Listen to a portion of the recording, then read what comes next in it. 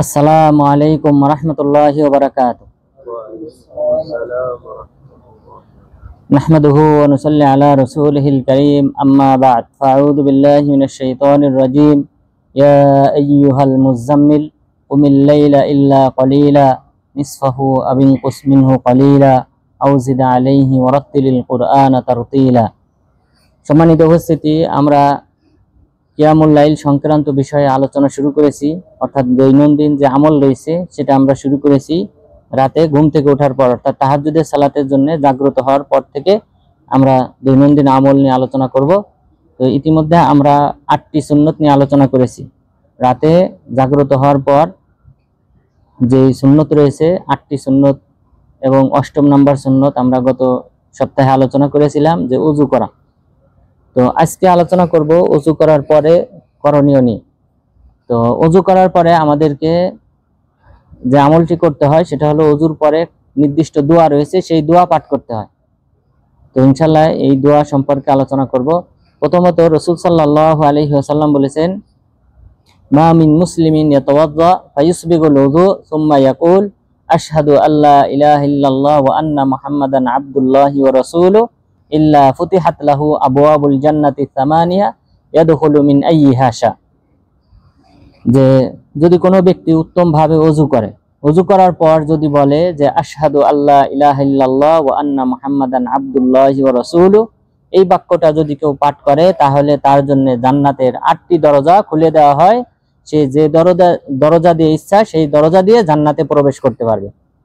তাহলে আল্লাহ তাআলা এটা বিশেষ ফজিলত আমাদেরকে দান করেছেন যে ওযু করার পর আমরা যদি এই দোয়াটা পাঠ করি তাহলে বিনিময়ে আল্লাহ তাআলা আমাদের জন্য জান্নাতের 8টি দরজা উন্মুক্ত করে দেবেন, খুলে দেবেন। যে কোনো দরজা দিয়ে এই ব্যক্তি জান্নাতে প্রবেশ করতে পারবে। এরপর তাহলে এই দোয়াটা প্রথমে আমাদেরকে পাঠ করতে হবে। এরপর দ্বিতীয় যে দোয়া বর্ণিত হয়েছে সুনানুন নাসাইতে, ইমাম নাসাই তার আমালুল ইয়াউমি ওয়াল লাইলা এই গ্রন্থে তিনি উল্লেখ করেছেন। ইবনে হাজার আল আসকালানী রাহিমাহুল্লাহ তিনি হাদিসটি সহিহ বলেছেন। সেই হাদিসটি হলো, দ্বিতীয় আমলটি হলো, দ্বিতীয় যে দোয়া রয়েছে সেই দোয়াটি হলো যে রাসূল সাল্লাল্লাহু আলাইহি ওয়াসাল্লাম বলেছেন, মান তাওয়াদ্দা ফাফারাগা মিন ওযুইহি, যে ব্যক্তি ওযু করলো, পরিপূর্ণভাবে ওযু করলো, ওযু শেষ করলো, এরপরে যদি কেউ বলে সুবহানাকা আল্লাহুম্মা ওয়া বিহামদিকা আশহাদু আল্লা ইলাহা ইল্লা আনতা আস্তাগফিরুকা ওয়া আতুবু ইলাইক, এই বাক্যটা যদি কেউ পাঠ করে তাহলে ইল্লা তাবা আল্লাহু আলাইহা বিতাবি সুম্মা রুফিআত ইলা তাহতিল আরশ ফালাম তুকসার ইলা ইয়াউমিল কিয়ামা। যে যদি কোনো ব্যক্তি এই দোয়াটা পাঠ করে সুবহানাকা আল্লাহুম্মা ওয়া বিহামদিকা আশহাদু আল্লা ইলাহা ইল্লা আনতা আস্তাগফিরুকা ওয়া আতুবু ইলাইক, এটুক যদি পাঠ করে তাহলে আল্লাহ তাআলা এই বাক্যটার উপর একটা খতম মারেন, একটা সিল মোহর মারেন, অঙ্কিত করেন। সিল মোহর অঙ্কিত করার পর এটাকে আল্লাহ তাআলার আরশের নিচে রাখা হয় এবং কিয়ামত পর্যন্ত এই কার্ডটা কখনোই ভাঙবে না। অর্থাৎ যেই কার্ডে এই বাক্যটা লেখা থাকে এবং ওই বাক্যের উপর সিল মারা থাকে, এই বাক্যটা কিয়ামত পর্যন্ত আরশের নিচে থাকবে, এটা কখনোই ভাঙবে না। তাহলে এই বাক্যটা আরশের নিচে যদি থাকে, এই বান্দা সম্পর্কে আল্লাহ তাআলাকে স্মরণ করিয়ে দেবে। এটা বিরাট একটা ফজিলত যে আমরা এই দোয়াটাও মুখস্থ করার চেষ্টা করব। তাহলে প্রথম দোয়াটা আমরা জানলাম যে আশহাদু আল্লা ইলাহা ইল্লাল্লাহ ওয়া আন্না মুহাম্মাদান আবদুল্লাহি ওয়া রাসূলুহু, এটা পাঠ করলে জান্নাতের 8টি দরজা খুলে দেওয়া হবে। আর সুবহানাকা আল্লাহুম্মা ওয়া বিহামদিকা আশহাদু আল্লা ইলাহা ইল্লা আনতা আস্তাগফিরুকা ওয়া আতুবু ইলাইক, এটা পাঠ করলে তখন আল্লাহ তাআলা এই বাক্যের উপর সিলমোহর অঙ্কিত করে আরশের নিচে রেখে দেন। তাহলে দ্বিতীয় দোয়া আমরা জানলাম। তৃতীয় আরেকটি দোয়া রয়েছে যে দোয়াটি রাসূল সাল্লাল্লাহু আলাইহি ওয়াসাল্লাম পাঠ করতেন, আল্লাহুম্মা জাআলনি মিনাত তাওয়াবিন ওয়া জাআলনি মিনাল মুতাতাহহিরিন, হে আল্লাহ তুমি আমাকে মিনাত তাওয়াবিন, তওবা কবুলকারীদের অন্তর্ভুক্ত করো, যারা তওবা করে তোমার কাছে তাদের অন্তর্ভুক্ত করো, এবং যারা পূত পবিত্র থাকে তাদের অন্তর্ভুক্ত করো। তো এই দোয়াটাও রাসূল সাল্লাল্লাহু আলাইহি ওয়াসাল্লাম ওযু শেষে পাঠ করতেন। বরং আল্লাহ তাআলা এই সম্পর্কে বলেছেন, ইন্নাল্লাহা ইউহিব্বুত তাওয়াবিন ওয়া ইউহিব্বুল মুতাতাহহিরিন, নিশ্চয়ই আল্লাহ তাআলা ভালোবাসেন যারা তওবাকারী, তাদেরকে আল্লাহ পছন্দ করেন, এবং ভালোবাসেন যারা পবিত্রতা অর্জনকারী, যারা পূত পবিত্র থাকে। পেশাব পায়খানা ইত্যাদি ক্ষেত্রে যারা ইস্তেঞ্জা করে, পানি ব্যবহার করে, এই সকল ব্যক্তিদেরকে আল্লাহ তাআলা পছন্দ করেন, ভালোবাসেন। তাহলে আমরা 3টা দোয়া জানলাম অজুর পরে। এই 3টা দোয়া, তাহলে 3টা দোয়া আপনি 3টা দোয়াই পাঠ করতে পারেন অজু শেষ করে, অথবা একটা পাঠ করতে পারেন, আরেকবার অজু করার সময় পাঠ করতে পারেন, এটা আপনার ইচ্ছা। তাহলে 3টাই যদি কেউ পাঠ করে উত্তম, যেহেতু আপনারা প্রথম 2টার ফজিলতের কথা জেনেছেন, এরপর 3য়টি নির্দিষ্ট কোনো ফজিলত বর্ণিত না হলেও এটা রাসূল সাল্লাল্লাহু আলাইহি ওয়াসাল্লাম পাঠ করতেন। এরপর অজুর কিছু ফজিলত বর্ণিত হয়েছে। অজুর কিছু ফজিলত বর্ণিত হয়েছে, তার মধ্যে 2টি ফজিলতের কথা উল্লেখ করব। প্রথমটি হলো যে রাসূল সাল্লাল্লাহু আলাইহি ওয়াসাল্লাম বলেছেন, মা মিন আবদিন মুসলিমিন ইয়াতাওয়াদ্দা ফাগাসালা ওয়াজহাহু ইল্লা খারাজাত খাতায়াহু ইল্লা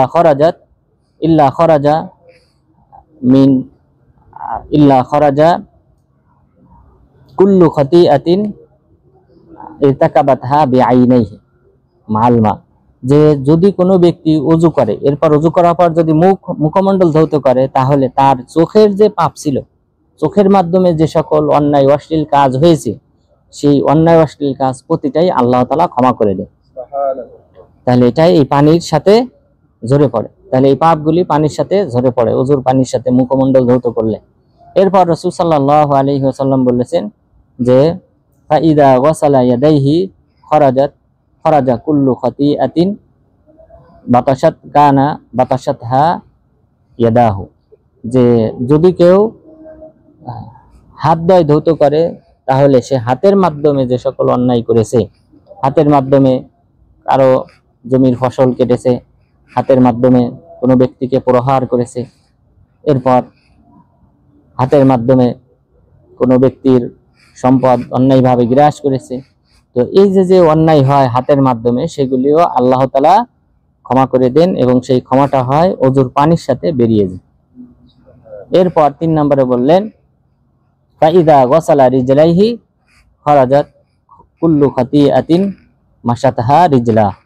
যে এরপর পা দ্বয় ধৌত করলে সে পায়ের মাধ্যমে যে সকল অন্যায় কাজে হেঁটে গিয়েছিল, সেই সকল অন্যায় এই পানির সাথে ঝরে যায়, বেরিয়ে যায়।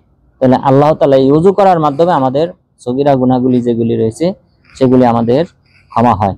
তাহলে আপনারা জানেন যে হাদিসে রাসূল সাল্লাল্লাহু আলাইহি ওয়াসাল্লাম বলেছেন যে চোখের জিনা রয়েছে, চোখের মাধ্যমে যদি কোনো বেগানা নারীর দিকে তাকায়, তাহলে সেটাকে ব্যভিচার হিসেবে গণ্য করা হয়। এই বেগানা নারীর সাথে যদি কেউ কথা বলে, তাহলে সেটা কানের জিনা হয়, ব্যভিচার হয়, এই অন্যায় অশ্লীল কাজ, কথা ইত্যাদি শোনার মাধ্যমে। তো এইভাবে আমরা যখন ওযু করি, তখন এই ওযুর এই সকল পাপগুলি এই ওযুর পানির সাথে মুছে যায় এবং ঝরে যায়। তাহলে আল্লাহ তাআলা আমাদের আমলনামা থেকে, আমাদের দপ্তরে যে পাপ লেখা থাকে ফেরেশতাদের দপ্তরে, সেটা মুছে ফেলেন। এরপর দ্বিতীয় যে ফজিলত, সেটা হলো কিয়ামত দিবসে রাসূল সাল্লাল্লাহু আলাইহি ওয়াসাল্লাম বলেছেন তাবলুগুল হিলিয়াতু মিনাল মুমিন হাইতু ইয়াবলুগুল ওযু।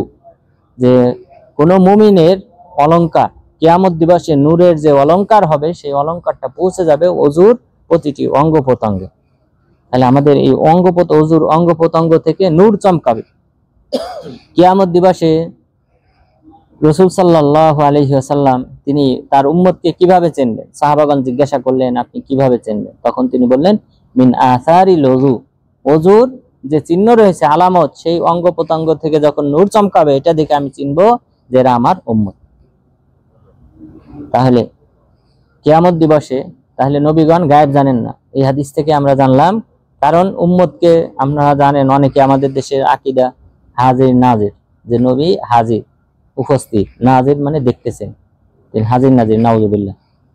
তো এটা দ্বারা যে তিনি দেখতেছেন, সবকিছু শোনেন ইত্যাদি, তো এটা হলো, এটা এই আকীদা পোষণ করা যাবে না। কারণ রাসূল সাল্লাল্লাহু আলাইহি সাল্লাম জানেন না। কিয়ামত দিবসে তিনি তার উম্মতকে চিনবেন কিসের মাধ্যমে? ওযুর মাধ্যমে, রাসূল সাল্লাল্লাহু আলাইহি সাল্লামের আনুগত্যের মাধ্যমে।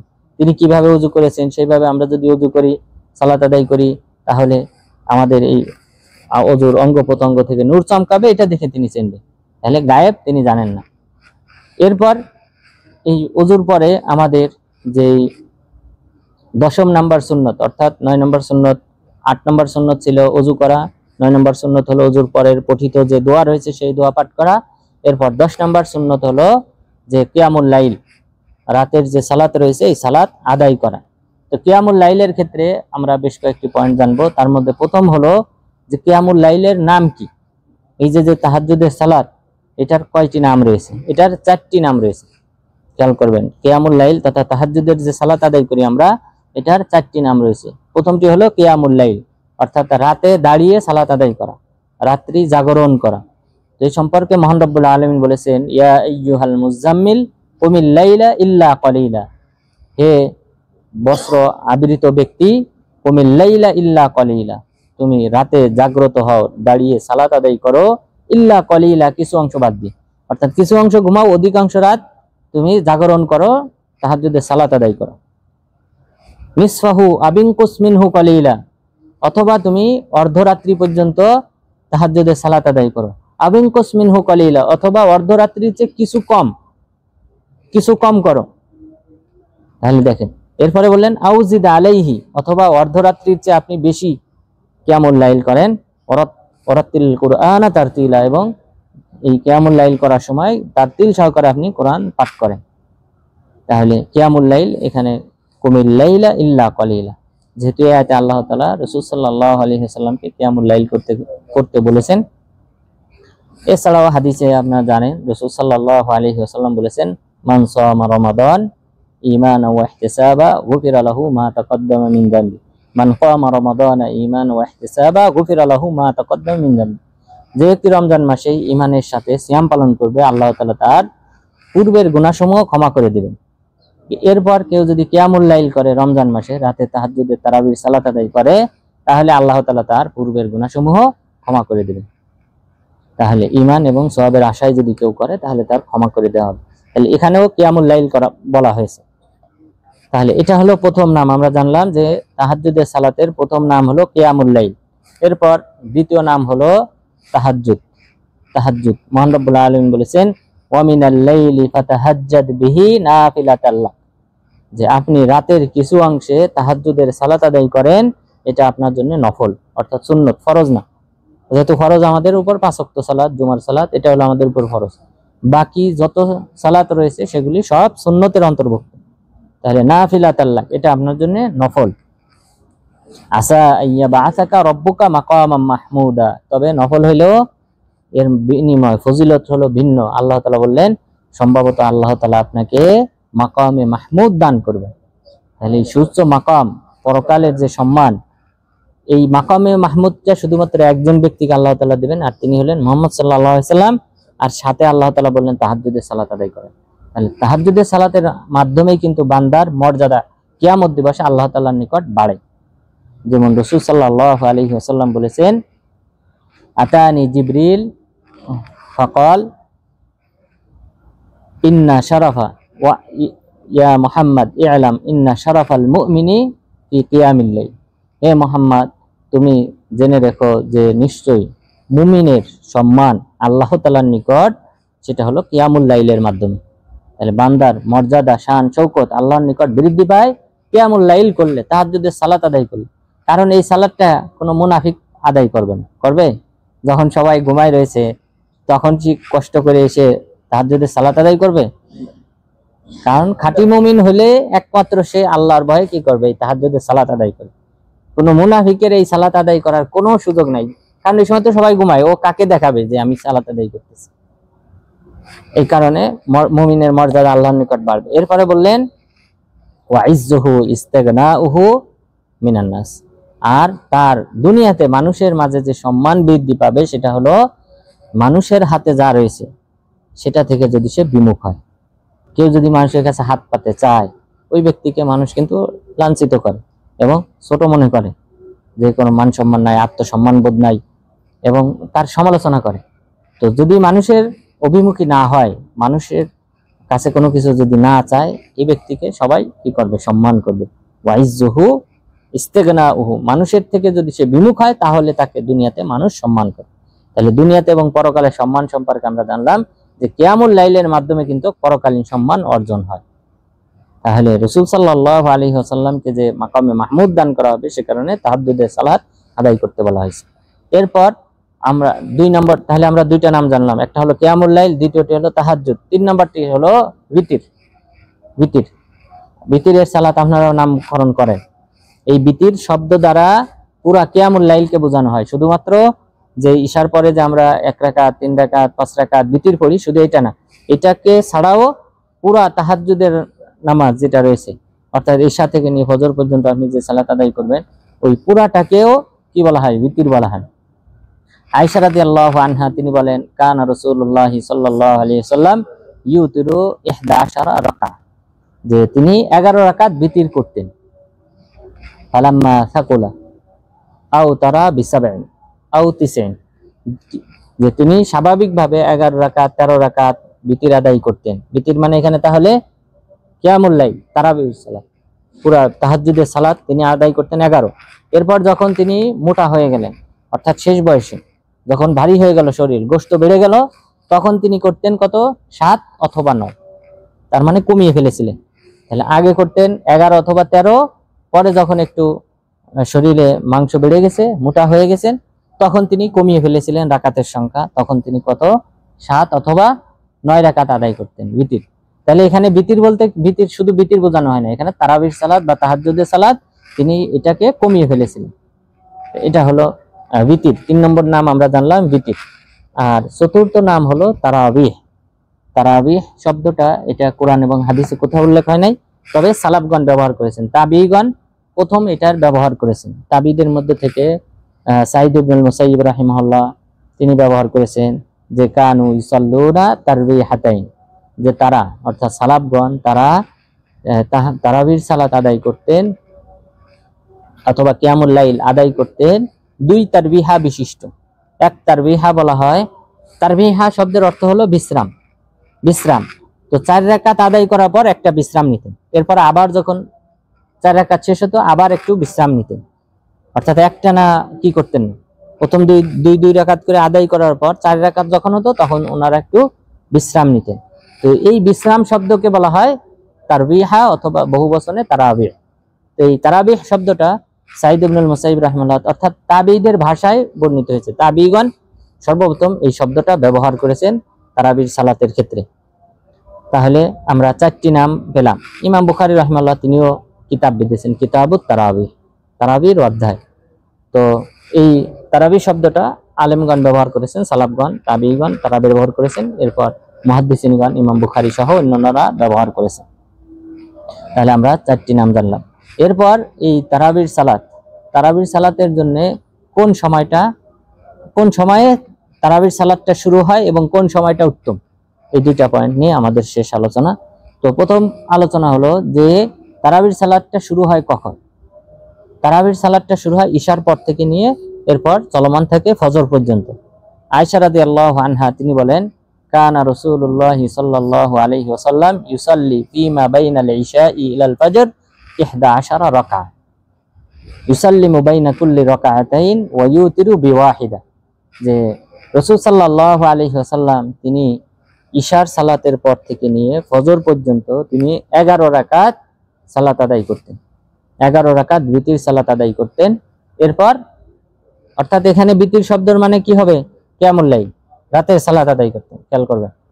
তাহলে 11 রাকাত বিতির আদায় করতেন বলতে বুঝিয়েছেন যে কিয়ামুল লাইল তথা রাতের সালাত তিনি 11 রাকাত আদায় করতেন ঈশা থেকে নিয়ে ফজর পর্যন্ত। ওয়া ইউতিরু বিওয়াহিদা, এবং বিতির করতেন 1 রাকাতের মাধ্যমে। তাহলে এটা হলো মূল বিতির, যে বিতির করতে হয় 1, 3, 5, 7, 9, 11, 13 এভাবে। তাহলে বিতির হলো বেজোড়। তাহলে 1 রাকাত বিতির পড়তেন আর 2 রাকাত করে তিনি মোট 10 রাকাত আদায় করতেন, এরপর প্রতি 2 রাকাতে সালাম ফিরাইতেন।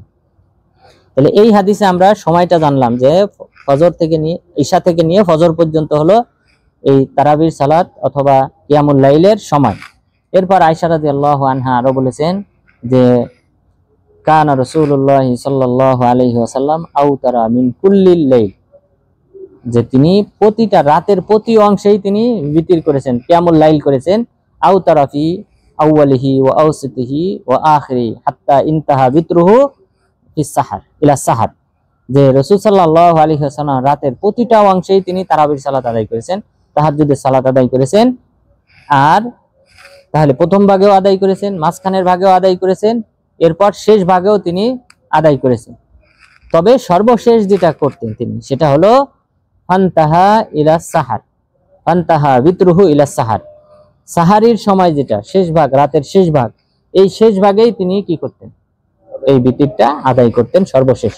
অর্থাৎ প্রথমে তিনি রাতের প্রথম অংশে করতেন অনেক সময়, এরপরে মাঝখানে করেছেন রাতের মিডিল ভাগে, এরপর সর্বশেষ যে আমলটা তিনি কন্টিনিউ করতেন সেটা হলো রাতের শেষ ভাগে। কারণ এই শেষ ভাগে তারাবির সালাত, তাহাজ্জুদের সালাত আদায় করাটা হলো সর্বোত্তম। কারণ এই সময় আল্লাহ তাআলা প্রথম আসমানে নেমে আসেন। রাসূল সাল্লাল্লাহু আলাইহি ওয়াসাল্লাম বলেছেন, ইয়ানজিলু রাব্বুনা তাবারাকা ওয়া তাআলা কুল্লা লাইলাতিন ইলাস সামাঈদ দুনিয়া হিনা ইয়াবকা সুলুসুল লাইলিল আখির, যে আমাদের রব প্রতি রাতে প্রথম আসমানে নেমে আসেন যখন রাতের তৃতীয় ভাগ অবশিষ্ট থাকে, 3 নম্বর ভাগ যখন অবশিষ্ট থাকে। তাহলে রাত যদি 9 ঘন্টা ব্যাপী হয়, বর্তমানে যেমন 9 ঘন্টা ব্যাপী হয়, তাহলে আপনি প্রথম 6 ঘন্টা বাদ দেবেন, পরের 3 ঘন্টা এই টাইমটাকে আপনি হিসাব করবেন যে এটাই হলো শেষ ভাগ রাতের। তো এই সময় আল্লাহ তাআলা নেমে আসেন এবং বলেন, মাইয়াদউনি ফাআস্তাজিবা লাহু ওয়া মাইয়াসআলুনি ফাউতিয়াহু ওয়া মান ইস্তাগফারানি ফাআগফিরা লাহু। তোমাদের মধ্যে কে আছে আমার কাছে চাইবে, আমার কাছে দোয়া করবে, আমি তার দোয়া কবুল করব। কে আছে আমার কাছে কোনো কিছু চাইবে, আমি তার চাওয়া পূরণ করব। কে আছে আমার কাছে ক্ষমা চাইবে, আমি তার পাপগুলি ক্ষমা করব। এইভাবে আল্লাহ তাআলা ডেকে ডেকে বলেন। আর মুমিনদের বৈশিষ্ট্য সম্পর্কে আল্লাহ তাআলা বলেছেন, ওয়াবিল আসহারিহুম ইয়াস্তাগফিরুন, মুমিনদের বৈশিষ্ট্য হলো তারা রাতের শেষ ভাগে আল্লাহর কাছে ক্ষমা চায়। কারণ এই ভাগে যেহেতু আল্লাহ তাআলা প্রথম আসমানে নেমে আসে। তাহলে আমরা তারাবির সালাতের তথা তাহাজ্জুদের সালাতের নাম জানলাম, 4টি নাম, এবং এই সালাতটা কখন আদায় করতে হবে সেটাও জানলাম, যেই সাথে কিনে ফজর পর্যন্ত। আর সর্বোত্তম হলো শেষ ভাগে আদায় করাটা উত্তম। অর্থাৎ বর্তমানে যেহেতু 9 ঘন্টা ব্যাপী, আমাদের 1:30 থেকে নিয়ে 4:30 এই সময়টা হলো সর্বোত্তম, 1:30টার পরে থেকে নিয়ে। তাহলে আল্লাহ তাআলা যেন আমাদেরকে এই যে ওযুর যে আমরা দোয়াগুলি উল্লেখ করলাম, সেই দোয়াগুলি মুখস্থ করার মাধ্যমে আল্লাহ তাআলার নৈকট্য অর্জন করার তৌফিক দান করেন, এবং পাশাপাশি তাহাজ্জুদের সালাত আদায় করার মাধ্যমে আল্লাহ তাআলা যেন আমাদেরকে জান্নাতুল ফিরদাউসে যাওয়ার তৌফিক দান করেন। আমিন। ওয়া সাল্লাল্লাহু আলা নাবিয়্যিনা মুহাম্মদ ওয়া আলা আলিহি ওয়া সাহবিহি আজমাইন।